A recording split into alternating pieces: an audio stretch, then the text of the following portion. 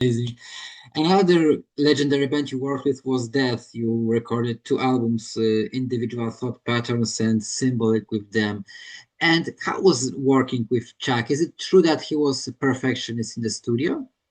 No, not the perfectionist, not at all. No, I mean he was very open-minded, very easy to work with, and he was always like he was very much, letting you express yourself, like yeah, that was my working relationship with Chuck, totally, where I've said it many times when I'm writing all these, to me, really cockamamie, weird drum beats that you just don't hear from a death metal approach of a band. I'm coming up with all these just odd, weird kind of drum beats, and I would stop from time to time and ask Chuck, "Hey man, like these beats in this song, are you cool with what I'm writing here?" He's like, "Yeah, man, I'm able to play my guitar over all your stuff." So he always used to say, "Go sick, go nuts, do you, be you.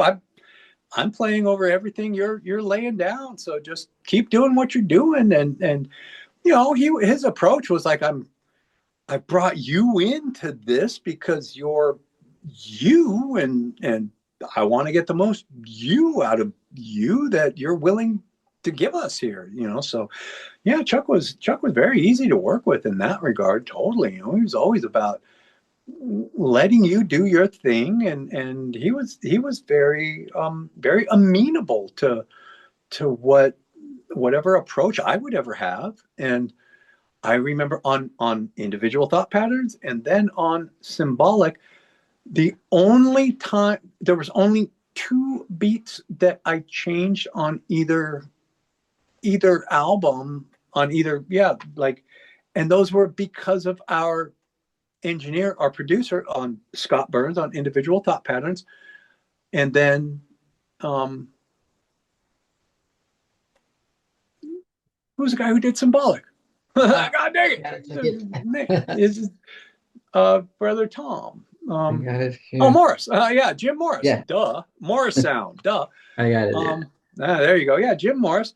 There was a request from on both albums, like, "Hey, Gene, I'm not quite feeling that beat right there. Do you mind just coming up with something right here and now?" It's like, "Oh yeah, sure." And that was the only time.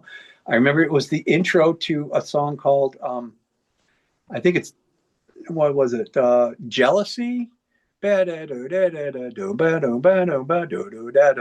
was one where Scott Burns was like, "Hey man, can you come up with something different just right here on the fly?" And then there was another beat on symbolic, yeah, for that Jim was not feeling, so came up with something right on the spot, and that was it. Chuck never had any complaints about the riffs or the beats or anything. He's like, I could do my thing over what you're doing, so it's all good to me. Great.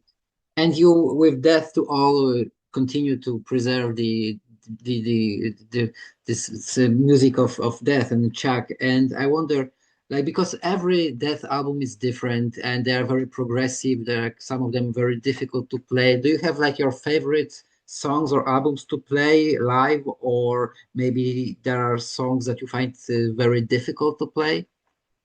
My favorite song from Death, absolutely, to play live, and my favorite song from it is Flattening of Emotions.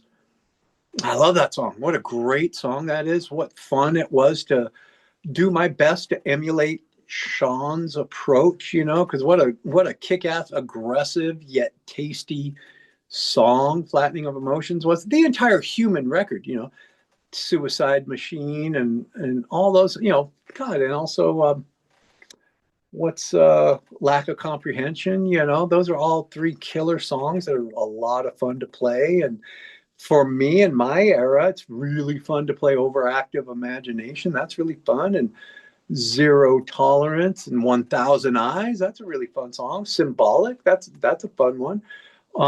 Last year we celebrated whatever anniversary it was for the Sound of Perseverance, and that was fun getting to know Richard Christie's wild cockamamie brain, like Richard coming up with some wacky stuff, throwing the drums down the stairs and not caring one iota about a groove or a connecting piece.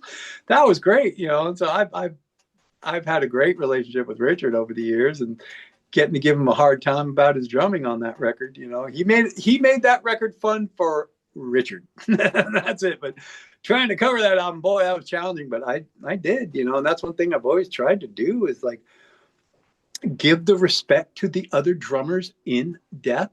You know, Chris Reifert and Billy Andrews too, you know, trying to do as much of their kind of parts when we do these, you know, it is a tribute to the music of Death, you know, so trying to recreate the drum parts that are there on the record. Richard Christie, challenging. Sean Reinhardt, a wonderful challenge. And, you know, Chris and Billy were both challenges in their own regard. Absolutely. Totally.